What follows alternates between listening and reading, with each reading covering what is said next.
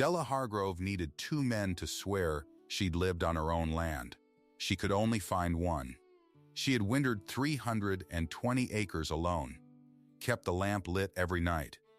The same neighbors who drank her coffee at the door would not put their names on her proof. They ate her biscuits. They warmed their hands at her stove, and when she asked, they looked at their boots. She didn't argue. She never argued. She went home and counted the days left on the calendar nailed by the door. Then the land locator came. Harlan Voss in a clean coat with $200 in a printed form. He wanted her to sign the claim away. He smiled when he said it. No credible man will swear for a claim that's already lost, ma'am. 3 families had already told her no. So she saddled the mare and rode 3 miles east. To the quiet one. The man back from France who never said 10 words in a row. She didn't ask him to court her. She didn't ask him to save her. She asked the one small lawful thing. Ride to the county seat. Put your name to what you have seen. He looked at her a long moment. And he nodded. If you believe love is built with 2 pairs of hands, this story is for you. Before we go on, do this one small thing. Subscribe, and tell me in the comments what city you're watching from. I read every one, and I want to see how far this story travels. Now, back to the Highline, and the widow who would not sign. The town was called Ledger, Bearpaw County, Montana, up along the Milk River, where the Highline runs flat, and the wind comes off the Bearpaw Mountains with nothing to stop it. It was the autumn of 1919. The war had been over a year, and the world was supposed to be settling. For Della Hargrove, nothing had settled at all. Her husband Thomas had filed the entry in the spring of 1914. Enlarged Homestead Entry Number 4417. 320 acres of grass and gumbo, out where the survey markers still smelled of cedar. He'd broken the first 40 himself. He'd built the shack with his own hands, one board at a time, hauling lumber from the depot in a borrowed wagon. Then the country went to war, and Thomas went with it. He never saw the wheat come in. A telegram from the War Department made Della a widow before the first harvest. She read it standing in the doorway of the house he'd built. She did not sit down. She did not fall. She folded the paper along its creases and put it in the tin where they kept the deed papers, and then she went out and finished the fence he'd started. That was 5 years back, near enough. She had done everything the law asked since. She had lived on the land. She had broken more of it every season. She had kept residence through 5 winters, when the thermometer went to 40 below, and the coal ran thin, and the coyotes came right up to the step. She had proved up in every way that mattered. But the law did not care what mattered. The law cared what could be sworn. And the entry lapsed on the 1st of November. She understood the shape of it. To hold the claim, she had to make final proof. Final proof needed 2 credible witnesses, 2 people who would stand before the register and swear they had seen her live there and work the ground. And before any of that, she had to file her intention. She had to publish a notice in the Ledger paper. That notice had to run 5 weeks. Count it backward from November 1st, and the arithmetic was cruel. She had to file her intention by the 22nd of September. She had circled the date in pencil. Then she had gone over it in ink, so the pencil couldn't be argued with. 2 witnesses. That was the whole of it. 2 men, or 2 women, who would ride to the county seat and say a few true words. She had done the hard part alone for 5 years, and the easy part was the part she couldn't do. She rode her south line one morning to clear her head. The mare picked her way along the fence, and Della counted posts the way some people count prayers. Near the far corner, where her quarter met the open ground nobody had ever filed on, she passed the survey's witness corner. A cedar post, weathered gray, scribed with the section numbers a government man had cut into it years ago. It leaned. The frost had heaved it, season on season, and now it tipped toward her side like a tired man. She looked at it for a moment. Beyond it lay the dry corner, the unfiled quarter, the ground everyone said wasn't worth the filing fee. Too high, too thin, no water close. No one wanted that dry corner, she said out loud, to the mayor, to nobody. Then she rode on. She thought nothing more of it. Why would she? It was only a post in the grass. The witnesses were the thing. So she went to get them. The Pelhams first. They had the best land east of the river and a full parlor and a piano nobody played. Mrs. Pelham poured coffee and asked after Della's health and admired her mending. Mr. Pelham stood by the window with his thumbs in his vest. Della said her piece plain. She needed two to swear. She'd broken more ground this year than most men with 2 hands and a hired boy. She only needed their names. Mr. Pelham studied the yard. Della, he said, you know I think the world of you. He always started that way. But a lone widow won't last out there. Everybody knows it. And I'll not have my name written on a proof that's going to fail. Voss says the office already counts it dead. I've my own claim to think of. She thanked him for the coffee. She meant it too, which was the strange part. She rode to the next place, and the next. The Ostroms wouldn't. The Sundquists wouldn't. 3 families, and 3 times the same music with different words. A lone widow won't last. We won't have our names on a losing proof. She rode home in the dark. She did not cry. She had learned a long time ago that crying used up water you might need later. 2 days after that, Harlan Voss came up her road in a hired buggy. She knew him by reputation before she knew his face. A locator. A man who found claims about to lapse and helped them lapse a little faster, and then gathered the ground cheap for men back east who'd never set a boot on it. He wore a coat too clean for the country. He carried a leather case. He didn't get down at first. He sat in the buggy and looked at her house the way a man looks at a horse he means to lowball. Mrs. Hargrove. He touched his hat. I'll be brief for your sake. Your entry lapses in a matter of weeks. You've no witnesses. I've made inquiries, so let's not pretend. When it lapses, you get nothing. The improvements revert. All that winter, all that work, gone to the government. He let it sit. Or, you sign a relinquishment today, and I put $200 in your hand before I leave this yard. He drew out the printed form. He'd already had her name typed at the top. That was the part that turned her cold, that he'd printed her name before he ever spoke to her. $200, she said. Cash, a widow could start fresh in town on that. Millinery, boarding house, something sensible. And you'd take the section. I'd take the risk, he corrected, smooth as butter. The claim's lost, ma'am. No credible man will swear for a claim that's already lost. You'll not find 2. And you know it. I'm not your enemy, Mrs. Hargrove. I'm the only offer you have. She looked at the form with her name on it. She looked at the house Thomas built. No, she said. Voss's smile didn't move, but something behind it did. You'll change your mind. They always do. He put the form away. The calendar's on my side, Mrs. Hargrove. I don't even have to lift a finger. I just have to wait. He turned the buggy in her yard and drove off, and the dust hung a long time in the still air. He was right about one thing. Now the clock was against her, too. Every day that passed was a day Voss won just by breathing. She went to Ledger on Saturday because she needed nails and thread, and because staying home to watch the calendar would have broken something in her. The co-op was full. Farmers stood in clusters talking crops and prices and the influenza that had swept through the county the winter before. And Voss was there, holding court by the seed bins, talking loud enough to be overheard, which was the point. A widow can't prove up alone, he was saying. It's not cruelty, gentlemen, it's arithmetic. The law wants 2 witnesses. She's got none. Sentiment won't sign an affidavit. He spread his hands. Reasonable, awful, I feel for the woman. I do. But the section will come open, and it will come open cheap. The men didn't answer him. But they didn't answer her, either. That was the thing. Their silence was its own kind of signing.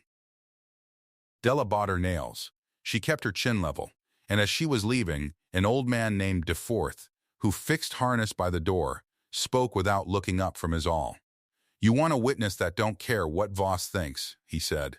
There's the quiet Crane fellow. 3 miles over from you, west, back from France this spring. He pulled his waxed thread through. Fellow sees everything and says nothing. Voss's opinion won't move him a hair, on account of he ain't got opinions, or won't spend 'em. DeForth glanced up once. Might be all you need is a man who don't argue. Della stood in the doorway with her nails in a paper sack and turned that over. A man who doesn't argue. She had ridden to the people who talked. Every one of them had talked her right out of helping. Maybe she'd been going to the wrong kind of man. She rode to Elias Crane's the next morning. His quarter was tidy in a plain way. No paint, but no waste either. A sod barn banked against the wind, a garden fenced against the deer. A single furrow straight line of young trees he'd set as a windbreak, each one staked, each one living. She'd heard he'd come back from the American Expeditionary Force, with his body whole and his voice mostly gone quiet inside him. She'd heard he never went to the dances. She'd heard he'd bought his relinquishment cheap and worked it like a man paying off a debt only he could see. He was mending a gate when she rode up. He set down the hammer. He took off his hat. He waited. She had rehearsed this on the ride over, and now that she was here, she threw the rehearsal away, because he was not the kind of man you performed at. She sat her mare and said it flat. Mr. Crane, my name is Della Hargrove. I've the entry 3 miles east, the Hargrove place. She drew a breath. I'll not waste your time. I'm not here to ask you to court me. I'm not here to ask a favor, because a favor can be refused, and I've had enough of being refused. I'm here to ask you one lawful thing. She held his eyes. Would you stand witness so the land office can't say a widow proved up alone? The wind moved the grass. A meadowlark said something and stopped.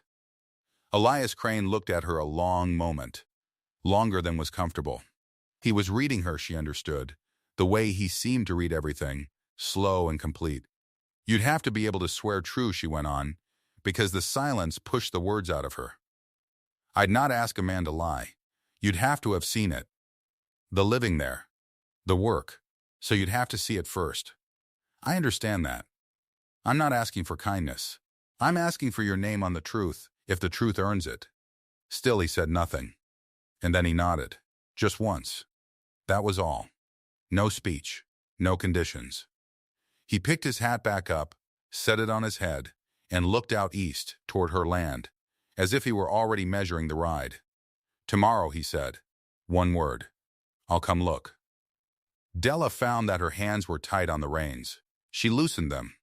Thank you, she said. He nodded again and went back to his gate. And she rode home lighter than she'd been in a month, and did not let herself trust it yet.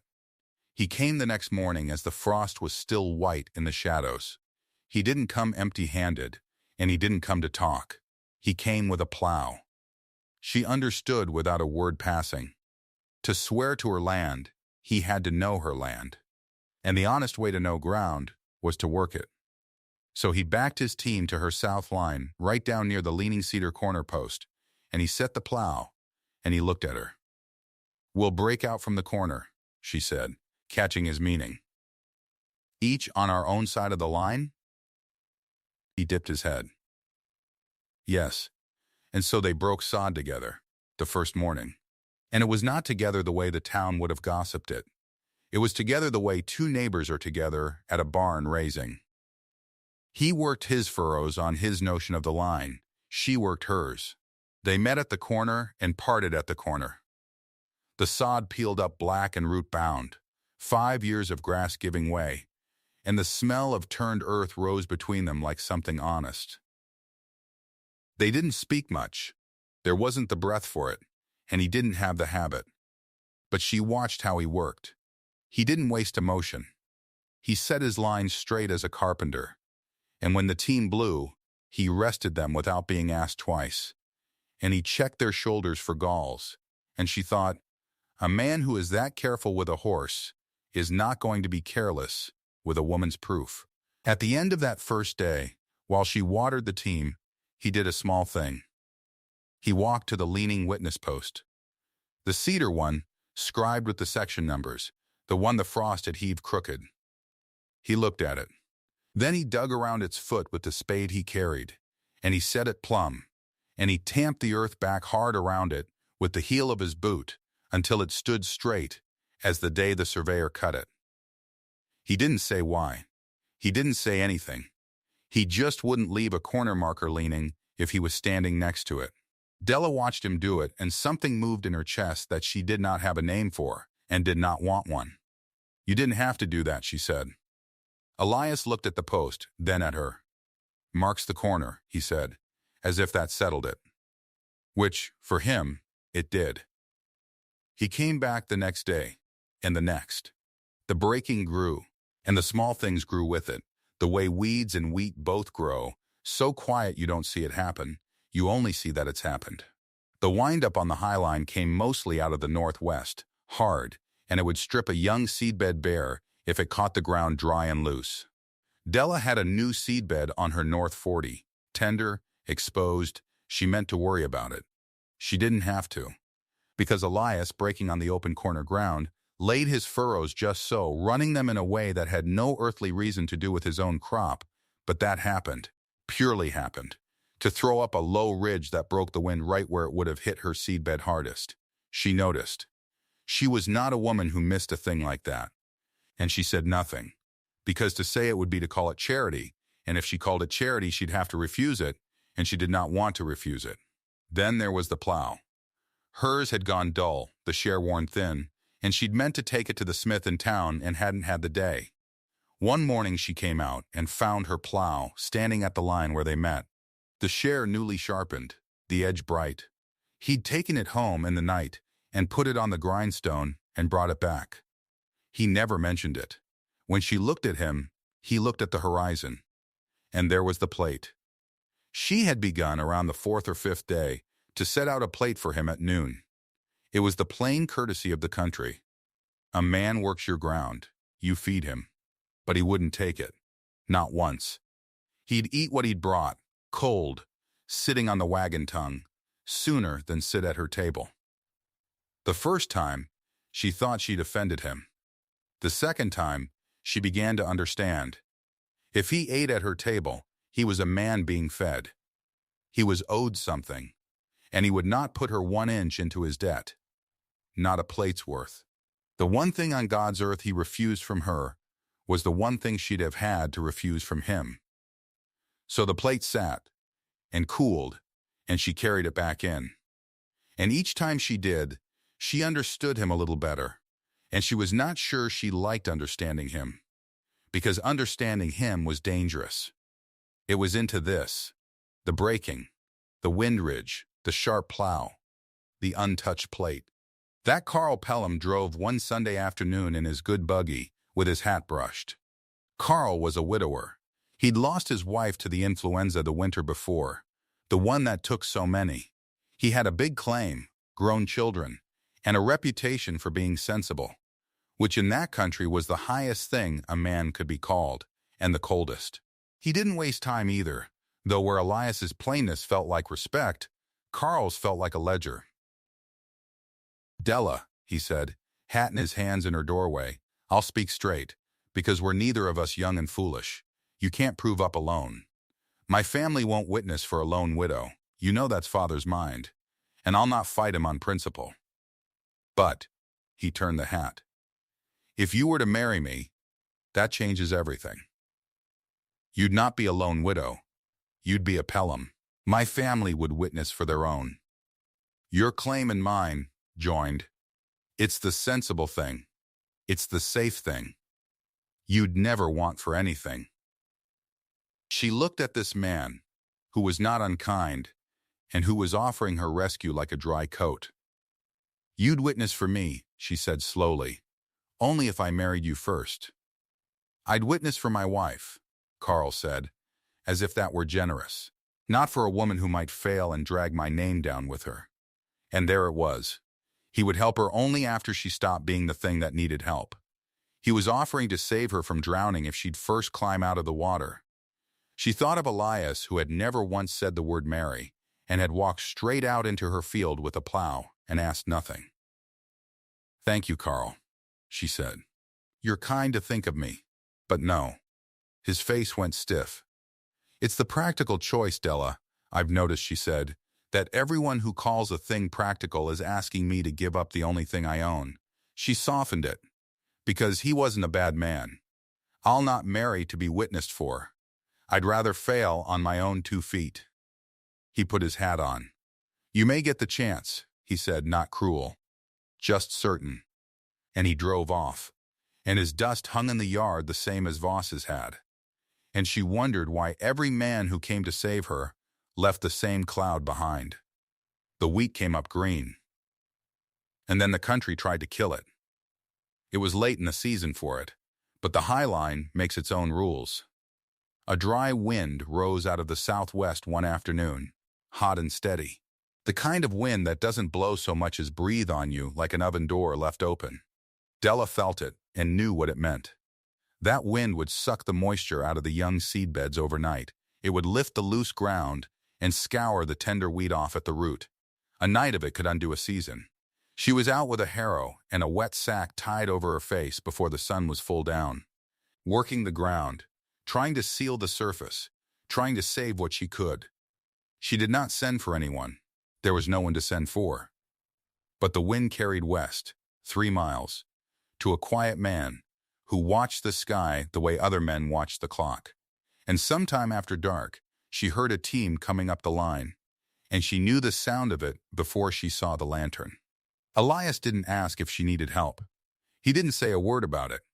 He set his team to the shared corner and worked outward from it, sealing the ground the way she was, the 2 of them moving along the seam of the line in the dark, the lantern light throwing their shadows long across the broken earth. They worked the whole of that night. The wind screamed off the bare paws and threw grit against the wet sacks over their faces, and they kept the harrows going, back and forth, corner outward, hour on hour. There was no talking. There was only the wind and the creak of the harness, and the 2 of them holding the line together against a thing bigger than both. Toward dawn the wind fell off, the way that wind does, all at once, exhausted. The gray came up in the east. And the seed beds had held, torn in places, thin in places, but held. The wheat would live. Della stood at the corner post, the one he'd set plumb, and pulled the sack off her face. Her arms shook. Her eyes were full of grit. And Elias stood a few feet off, on his side of the line, and he was as spent as she was, and he was looking at the wheat, not at her, the way he always did. She was too tired to guard her own mouth. And so, for the first time, she called him by the name she'd only thought until then. "Elias," she said. He turned his head, just his head, and she saw it land on him, his given name in her voice, out loud in the dawn. Something moved in his face, the way water moves under ice, where you can't see it but you know it's there. He didn't answer. He didn't have to. He picked up his lantern and dipped his head to her and started his team home in the growing light. And she stood at the plumb post between the 2 saved fields and watched him go and felt the ground shift under her that had nothing to do with the wind. She thought about it all that day and half the night, about the plate he wouldn't take, about the debt he wouldn't put her into, about the fact that every kindness he did her, he did in a way that let her keep her pride, and that this was itself the greatest kindness, and that no man had ever once thought to give her that. And she saw, clear as the scribing on the cedar post, the trap they were both walking into. He would keep helping. She would keep letting him. And one day the town would call it what the town called things, and the help would curdle into obligation, and she would owe him, and owing him would poison the one clean thing she had left, unless she got out ahead of it, unless she made it her terms. So the next morning, she did the thing she had never done for any man. She saddled the mare and rode to his quarter, to his door, and she waited for him to come in from the barn, and she did not wait for him to speak first.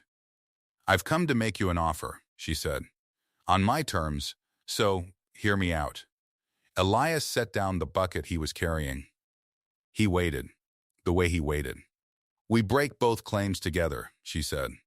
"Yours and mine, out from the corner, the way we've been doing, except we make it plain and even.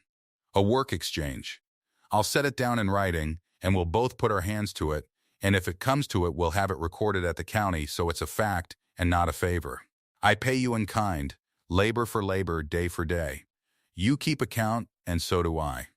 Neither of us owes the other one thing at the end of it." She lifted her chin. "I'll not be beholden. And I'll not have you eating cold off a wagon tongue to keep me from being beholden. Either, if it's an exchange, it's clean. Do you follow me?" He followed her. She could see he did. "There's one line I'll not have crossed," she went on, and her voice was steady, "because this was the whole of it. You may plow with me at the corner. You may not plow for me. Do you understand the difference?" And Elias Crane looked at her a long, long moment, longer than the first time, and something in his still face very nearly became a smile. "And did not quite, I understand it," he said, "better than you know." She didn't catch the strange weight in that, the better than you know, not then. She was too busy being relieved that he'd agreed. She put out her hand, the way men did to close a deal, and after a moment he took it, and his hand was rough and warm and careful, and they shook once and let go. She rode home, believing she had gotten out ahead of the trap. She believed she had made it safe. She had drawn her line, and he had honored it. And now nothing could turn her nearness into a debt. She was wrong about that, not about him, about what he was carrying. Because that same week, while the ink was still drying on their little contract, a man rode into Ledger from the west with a case of papers and a plan, and Harlan Voss began, very quietly, to ask around the county about the quiet Crane fellow, where he'd come from, what regiment he'd served in over in France, and whether anyone knew just exactly how a stranger back from the war had come to be plowing 3 miles of furrow next to a pretty widow's proof. The wheat came up. That was the thing Della kept coming back to, in the days after they signed the little contract. The wheat came up, green and even, across ground that had been buffalo grass since the world was made. She stood at the south line one morning and looked at it, and she could not tell, from the color of the young blades, which side of the corner was hers and which was his. The breaking ran unbroken now. 2 quarters, plowed outward from the one common point, and the leaning cedar post the only seam left between them. He had reset that post. She'd watched him do it, one evening, without a word. He dug it plumb and tamped the earth and stood back and looked at the section numbers scribed into the wood. And then he'd gone back to his own furrow. She hadn't thanked him. She'd learned by then not to. A thank you, to Elias Crane, was a kind of debt, and he would not take it any more than he'd take a plate off her table. But the wheat came up, and that changed everything about the thing he'd agreed to do, because now, when he rode to the county seat and put his hand up and swore to what he had seen, it would be true, not kind. True, he had seen the lamp lit in her window every night these 5 weeks, riding home past her place in the dark. He had seen the standing crop. He had broken the sod himself and knew to the acre what she'd cultivated. He could stand at Renshaw's table and say all of it, and every word would be a fact a man could hang his name on. She rode the line that morning and felt, for the first time since the telegram, that she might actually keep the thing Thomas had built. They set the day. The 22nd of September was the last she could file her intention, and she meant to file it with a week to spare. Elias would come. He'd said he would, in that flat, quiet way of his, and she had learned that his word, once given, was the surest thing on the High Line. What she did not know was that Harlan Voss had learned the same thing, and it frightened him. They rode into Ledger the morning of the hearing. It was cold for September, the kind of morning where your breath hangs in front of you and the ruts are hard as iron. Della wore her one good dress, the black one, and Elias rode beside her and said perhaps 4 words the whole 3 miles. She'd stopped minding. There was a comfort in it now that she couldn't have named. The land office sat above the co-op on the main street, up a flight of stairs that smelled of cold coffee and pipe smoke, and Voss was there before them. Of course he was. He stood by the window with his leather case under his arm, and when Della came through the door, he looked at her the way a man looks at a hand of cards he thought he'd already won. "Mrs. Hargrove," he said. "Mr. Voss." Behind the counter sat the register, Aldous Renshaw, a spare man with spectacles and a green eyeshade, and the manner of someone who had heard every story twice. He had a ledger open in front of him, and a steel nib pen, and a way of looking at a person over the top of his glasses that made you want to be sure of your facts. "You're here to make final proof on entry 04417, Renshaw said. It was not a question. 320 acres. Filed spring of 1914 by Thomas Hargrove. Deceased, I am. You'll need 2 credible witnesses, sworn to residence and cultivation, and your notice will run 5 weeks in the ledger paper before the patent can issue." He looked up over the spectacles. "You understand you're filing your intention today. The proof itself follows the notice. I understand it. You have your witnesses?"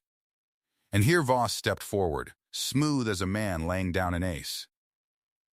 "Register, I think there's a matter you'll want on the record first. This claim has been publicly regarded as lapsed. I myself declared it so at the co-op, before the district, and the only witness this woman has managed to secure is a man who—" "I'll get to Mr. Voss," Renshaw said, without looking at him when Mr. Voss is called. "Mrs. Hargrove, your witnesses." "I have one here," Della said. "Elias Crane, farms the next quarter over. He's broken sod on my ground and knows it as well as I do." Renshaw turned his eyeshade toward Elias. "You'll swear?" "I will. Raise your hand." And Elias Crane raised his hand, and he swore, and then he did a thing that no one in that room was ready for. He talked. He'd said maybe 40 words to the whole of Bearpaw County in the year he'd been back from France. And now he stood at Aldous Renshaw's table, and he laid it out plain, in a low, even voice that did not hurry and did not stop. "I ride past her place going home," he said.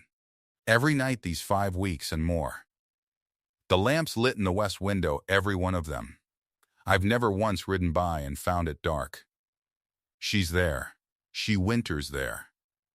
She wintered there alone last year, and the 4 before it, and the whole county knows it whether they'll say so or not." Renshaw's pen moved. "The breaking," Elias went on. "I broke a good deal of it myself, alongside her, from the section corner outward. She's got her first 40 and better under the plow. The wheat's standing now. I've seen it green and I've seen it head out. It's a made crop on made ground, and she made it. There's no charity in what I'm saying. I've an exchange with her, day for day, and it's recorded at the county. I owe her labor, and she owes me labor, and neither of us owes the other a thing. I'm not here as a friend of hers. I'm here as a man who's seen what he's seen." The room was very quiet. "That's more than 5 weeks' worth of talk," Renshaw said, dryly, and made a note. "But it's good testimony, clear and to the point." He signed. He stamped. And the sound of that stamp coming down was, to Della, the sweetest sound she had heard since before the telegram. "Your intentions filed, Mrs. Hargrove. The notice runs 5 weeks. Come back when it's run and we'll finish it." Voss's face had changed while Elias spoke. She'd watched it happen. The certainty had gone out of it degree by degree, the way heat leaves iron. And now, as Renshaw reached for the next paper, Voss made a sound in his throat and said, "There's one more entry for the record today, Register, in fairness to all parties." "Is there?" "Mr. Crane," Voss said, and there was something ugly starting in his voice now, filed an enlarged homestead entry of his own this week, on the open quarter. He turned to the room, to the 2 or 3 loafers who'd drifted up the stairs to watch. The dry corner. The one that corners hers. He let that sit. You might ask yourselves why a man files on worthless ground 3 miles from his own place, unless it's to plant himself next to a widow he's got designs on. Renshaw checked his book. That's true as to the filing, he said. Crane, Elias, enlarged homestead entry. This week, on the Northwest Open Quarter. It's here. He looked up. It's lawful. A man may file on open land that qualifies. I don't record his reasons. But the loafers were already grinning at each other, and Della felt the blood come up in her face. Because she understood, in one cold rush, what the town would make of it. He'd bought his way next to the widow. He'd filed to be beside her. By supper, it would be all over the High Line, told with a wink. She did not look at Elias. She could not. They rode home 3 miles apart, though the horses walked side by side. The gossip ran ahead of them, the way it does. By the end of that week, there wasn't a kitchen on the line that hadn't turned it over. And Harlan Voss, who was not a man to waste a running start, turned it into a weapon. He filed a contest. It came to her by post, official, on the land office letterhead, an abandonment contest against entry 04417, alleging that the widow's proof rested on a biased and interested witness, a suitor and not a neighbor, and that absent his tainted testimony the claim was unproved and should be canceled and thrown open. A hearing was set. Renshaw would sit it. Voss would argue it. And everything Elias had sworn, the lamp, the breaking, the standing wheat, would be weighed not as a neighbor's fact, but as a lovesick man's favor. She sat at her table with the letter and the calendar nailed by the door, and she felt the trap closing after all. And that was the day she learned the rest of it. It came from old DeForth, the harness mender, the same man who'd sent her to Elias in the first place.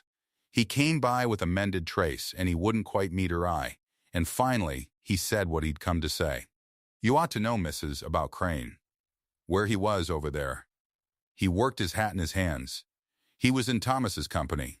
Same outfit. All the way through. He swallowed. He was there at the end of it. When you're Thomas, he was there.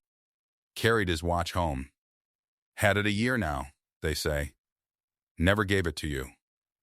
Della sat very still. I thought you knew, DeForth said miserably. I surely thought you knew. She did not know. That was the whole of it. She had asked a stranger to swear to her land, and he was not a stranger at all.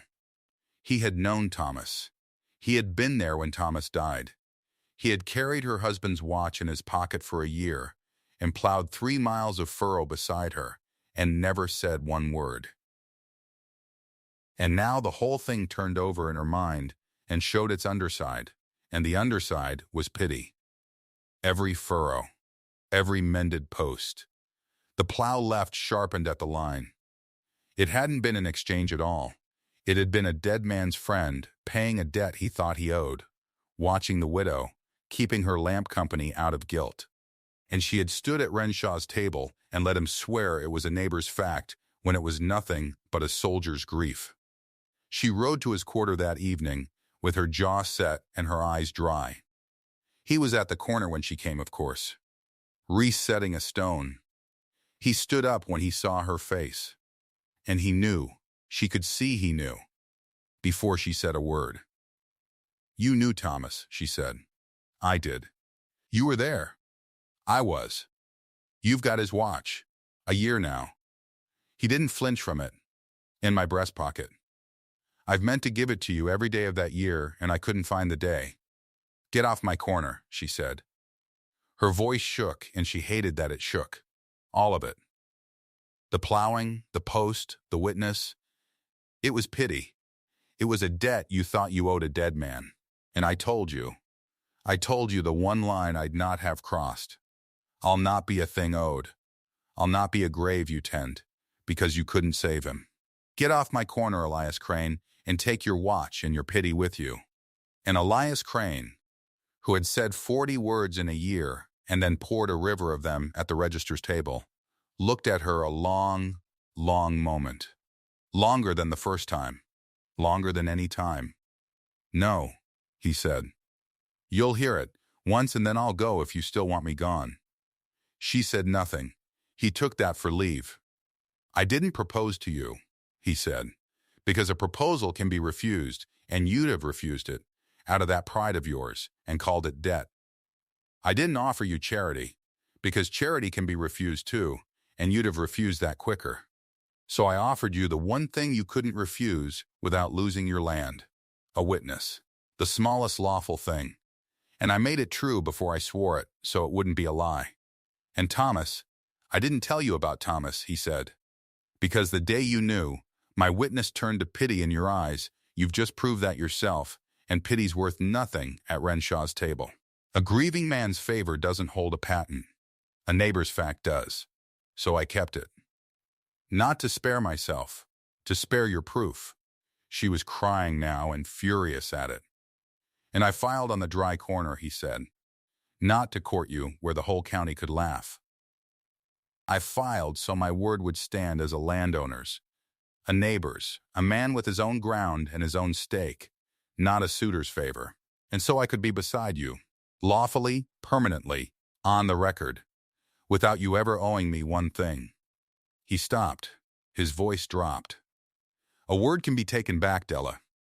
A recorded entry cannot. I didn't want to promise you with words. Any man can. I wanted to promise you the way this country makes promises that hold. In filings. In fence lines. She stood in the cut wheat stubble and could not speak. Now Voss means to take it from you with that same watch, Elias said. He'll stand up at the hearing and say I'm a suitor and my word's no good. And if you send me off this corner tonight, he wins, because you'll have proved him right. So, he picked up his hat. You can hate me after, I'll earn that. But let me stand at that hearing first. Not for me. For the 320 acres Thomas filed, and you wintered alone. Let me put the record straight, and then send me off if you like. She looked at him a long time. Stand it, she said at last. Then we'll see. The hearing was held in the same room, at the same table. But this time, the room was full. The Pelhams came, all of them. Mr. Pelham, who'd drunk her coffee and wouldn't sign, and Mrs. Pelham beside him, and Carl Pelham, the widower, with his hat in his hands. The Ostroms came. The Sundquists. The very neighbors who had told her a lone widow wouldn't last, and they'd not have their names on a losing proof. They came to watch her lose it. And Voss stood at the front with his leather case. And Renshaw sat behind his ledger with his eye shade down, and Elias Crane stood at Della's side, quiet again, the flood of words all spent. Voss argued it well. She'd give him that. He stood, and he laid out his case in that smooth, certain voice, and he made it sound like plain sense. A widow. A suitor for a witness. A convenient filing on the cornering quarter, timed to the very week of her proof. This is not two neighbors, Register, he said. This is a courtship dressed up as a claim. Strike the suitor's word, and what's left? A woman who could not prove up alone.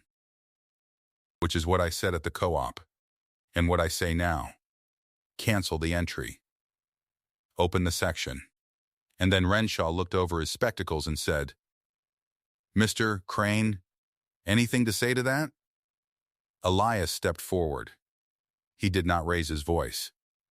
I'll say 3 things, he said, and they're all on paper, so you needn't take my word for any of them. He laid the first sheet on the table, the work exchange, recorded at the county the same week we signed it, day for day, labor for labor. It says in her hand and mine that neither of us owes the other a thing. A suitor doesn't sign a contract making sure the woman owes him nothing. That's the opposite of courtship. That's a fence between us, put there by her, and I honored it. He laid the second sheet down, the notice, run 5 weeks in the ledger paper, as the law requires, open for any man in the county to contest on the facts. It ran. Nobody came forward against the residents or the crop, not one. Because they're true, and every soul in this room knows they're true. He laid the third down. The survey record. 2 entries. Hers and mine. 2 separate quarters, each qualifying on its own ground, each proving up on its own residence and its own cultivation. I'm not a witness leaning on her claim. I'm a landowner beside it. My word's a neighbor's word, because I made myself a neighbor, lawfully on the record, before I ever swore. He looked at Voss then, and it was the only hard thing he did the whole hearing. You can't strike a neighbor's fact by calling him a suitor. The paper doesn't care what you call him. It only cares what he filed. The room was dead quiet. Renshaw read the 3 papers. He read them slowly, in order, the way he did everything, and the only sound was the clock and Voss shifting his weight. Then he set them down and squared them with his fingers and looked up.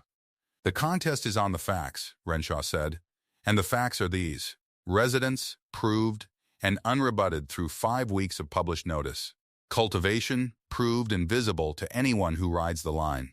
Witness, a landowner of record on an independent, qualifying entry, whose testimony was clear, specific, and consistent with the survey and the crop.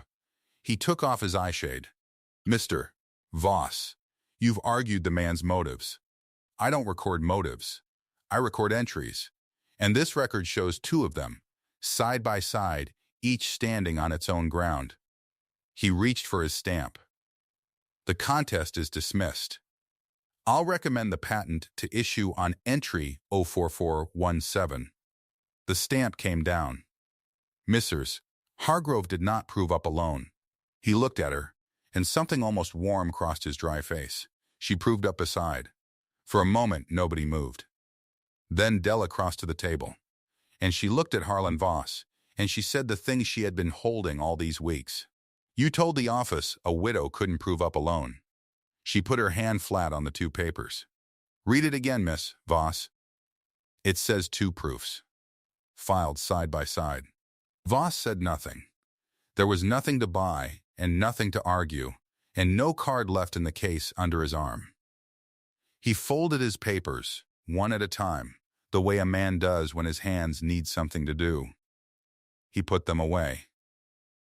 And he went down the stairs, and the smell of cold coffee closed over the place where his certainty had been. The neighbors reacted each in their own way, and Della watched every one. Mr. Pelham couldn't look at her. He'd drunk her coffee and refused his name, and now he stood in the doorway and studied the floor, because there is no coffee bitter enough to cover that.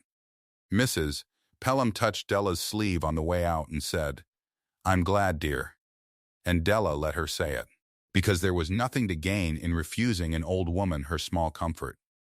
And Carl Pelham came last. He turned his hat in his hands, the widower, the sensible match, the man who had offered to marry her so his family would sign.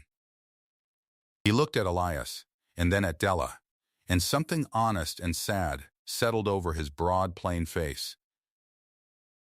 I offered to carry you, he said. I meant it kindly. I did. He nodded, slow, working it out even as he said it. But he never offered to carry you at all, did he? He offered to stand beside you. He put his hat on. That's the better offer. I see that now. I withdraw mine, Mrs. Hargrove, with respect. You chose right. And he went. And he was the only one of them who left with any dignity, because he was the only one who'd understood what he was looking at. They rode home. 3 miles. The horses side by side, and, this time, the riders too. She didn't send him off the corner. He'd known she wouldn't, maybe, and had the grace not to show it. They came to the south line at dusk, to the mended cedar posts standing plumb between the 2 broken quarters, and they got down, both of them, without a word. The patent was hers. Nothing was owed either way. The exchange was square, the contest was dead, the record was clean. And that was the whole point of everything he'd done, that she should stand here, on this corner, with her land under her feet and no debt on her shoulders, free to do exactly as she pleased. So she did as she pleased. She crossed to him. He took the watch out of his breast pocket, Thomas's watch, that he'd carried a year and could not find the day to give. He held it out on his rough palm, and the last light caught the case of it. It's yours, he said. It was always going to be yours. I only couldn't, I know, she said. She closed his fingers back over it, gently, her hand over his. Keep it. He'd want the man who carried it to keep it, and I'd rather it stayed on this corner than in a tin by my door. He looked down at their 2 hands over the watch. There's no proposal in this, she said. I know that. You said a word can be taken back, so you don't deal in words. You dealt in fence lines. She almost smiled. Well, here's the fence line. 2 quarters, 1 corner, 1 post between them, and you set it plumb yourself. She looked up at him. The next move's mine, isn't it? It always was. You left it mine every time. Every time, he agreed. Then plow with me at the corner, Della said. And this once, Elias, you may plow for me, and I'll plow for you, and we'll stop keeping account. And Elias Crane, who had said 40 words in a year, said only 1. Yes, something in his still face very nearly became a smile. And this time, it did. The wheat came up again the next spring, new and green across both quarters over the old boundary that wasn't a boundary anymore. If you stood at the south line on a morning in that spring of the next year and looked out, you could not have told, from the color of the young blades, where her ground ended and his began. The breaking ran unbroken. The cedar witness post, scribed with its section numbers, stood plumb in the middle of it, not a wall now, but a seam. A place where 2 things were joined. There was 1 stovepipe smoking, on cold mornings, over 1 house. And by the door, framed, hung 2 patents, side by side. Each with the seal of the United States Land Office on it, each proving up on its own ground. Harlan Voss came through the country once more that year, gathering lapsed claims for his eastern men, and he stopped at the line, some old habit of a man who counts other people's acres. Della was at the post. She didn't come to him. She only said, across the new wheat, the section wasn't for sale, Mr. Voss, and it still isn't. And he touched his hat and rode on, and that was the last the High Line saw of him. Carl Pelham she met at the co-op that summer, and he tipped his hat and she tipped her head, and there was no hardness in it. You offered to carry me, she told him, kindly, because she could afford to be kind now. He offered to stay beside me. That's the whole of the difference, Carl. That's everything. And Carl Pelham nodded, because he already knew it, and had known it in the doorway that day, and was, in the end, a better man for having learned it. Here is the thing Della Hargrove came to believe, out there on the Milk River High Line, with her husband's watch on her husband's friend's chain, and 2 patents on the wall, and the wheat running green over the corner, where a stranger once mended a leaning post without a word. The surest promises aren't made with words. Words are cheap, and words can be taken back. The surest promises are made the way this hard country makes them, in filings and in fence lines. In a name put down on a paper that can't be unsaid. In a furrow plowed straight across the boundary until the boundary disappears. A man told her once that a word can be taken back, and a recorded entry cannot.